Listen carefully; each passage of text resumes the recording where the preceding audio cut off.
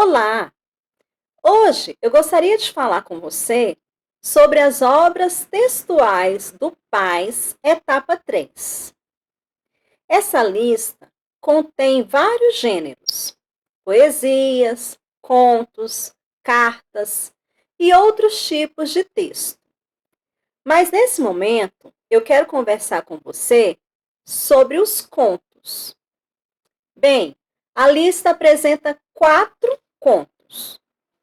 E à medida que a gente for avançando na análise desses contos, nós vamos perceber que eles não estão ali à toa. Na verdade, a gente pode até dizer que eles fazem parte de uma mesma temática. Ou seja, eles têm um fio condutor que os une e os justifica a presença dos 4 textos, os 4 contos na lista. Os 4 contos são A Caolha, de Júlia Lopes Almeida, Maria, de Conceição Evaristo, Oásis, de Caio Fernando Abreu, e Viagem a Petrópolis, de Clarice Lispector. Eu vou falar mais resumidamente de cada um dos contos, depois a gente vai tentar entender o que os liga, certo? E olha, eu não vou dar spoiler, você vai ter que ler os contos para compreender aquilo que eu estou dizendo. Então, a Caolha, ele traz como protagonista a própria Caolha, que nomeia o conto. Então, ela é a protagonista, ela é a personagem principal. Mas também aparece dentre vários outros, um outro personagem que é muito importante nessa trama, o filho da Caolha, Antonico. E é importante a gente observar, nesse conto, a maneira como ele é narrado, já que ele traz um narrador de terceira pessoa. Esse narrador traz a trama, ele narra a trama como se ele tivesse testemunhado os eventos, e nós podemos inclusive dizer que trata-se de um narrador onisciente, porque além de descrever os eventos, ele também descreve o fluxo de pensamento dos personagens. Então, ele é sim um narrador onisciente. Mas a narrativa também nos chama a atenção por ser bastante realista. A maneira como ele caracteriza os personagens, e mais especificamente a própria Caolha, é uma maneira bem crua, bem realista. Eu vou ler um trecho dessa caracterização com você. Mulher magra, alta, macilenta, peito fundo, busto arqueado, braços compridos delgados, largos nos cotovelos, grossos nos punhos, mãos grandes, ossudas, estragadas pelo reumatismo e pelo trabalho, unhas grossas, chatas e cinzentas, cabelo crespo de uma cor indecisa entre o branco sujo e o loiro grisalho. Desse cabelo cujo contato parece dever ser áspero e espinhento. Boca decaída numa expressão de desprezo. Pescoço longo, engelhado, como o pescoço dos urubus. Dentes falhos e cariados. O seu aspecto infunda terror às crianças e repulsão aos adultos. Não tanto pela sua altura e extraordinária magreza, mas porque a desgraçada tinha um defeito horrível. Haviam-lhe extraído o olho esquerdo. A pálpebra descera mirrada, deixando, contudo, junto ao lacrimal, uma fístula continuamente porejante. Então, você identifica que essa descrição, essa narração que fala sobre as características físicas da personagem, ela é tão crua, ela é tão dura que ela chega a nos causar um certo estranhamento, uma certa indigestão, se assim a gente pode falar. É como se fosse um soco no estômago. Mas a gente pode ver algumas características nessa personagem, algumas características físicas que indicam o contexto social ao qual ela pertence, a classe social, indicam inclusive a etnia, né? A gente pode dizer que é uma mulher da classe baixa e que pela descrição física, é uma mulher de etnia negra. Não é isso? Bem, aí a gente vai puxar o link para o conto de Conceição Evaristo, Maria. Maria também é a protagonista da trama, que dá o nome ao conto. Trata-se de uma mulher negra que mora na periferia, que tem uma certa quantidade de filhos e que cria esses filhos sozinha. E que se esforça, mora longe do local onde trabalha, todos os dias volta para casa, numa condução, de uma maneira muito difícil, passa várias horas na condução, demora muito para chegar no serviço e cria seus filhos sozinha. Leva os alimentos para os filhos. Os filhos estão em casa esperando essa mãe chegar com os alimentos.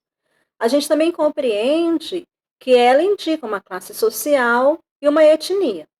Mas não tem como a gente entender muito esse texto se a gente não for investigar um pouco sobre a própria escritora, Conceição Evaristo.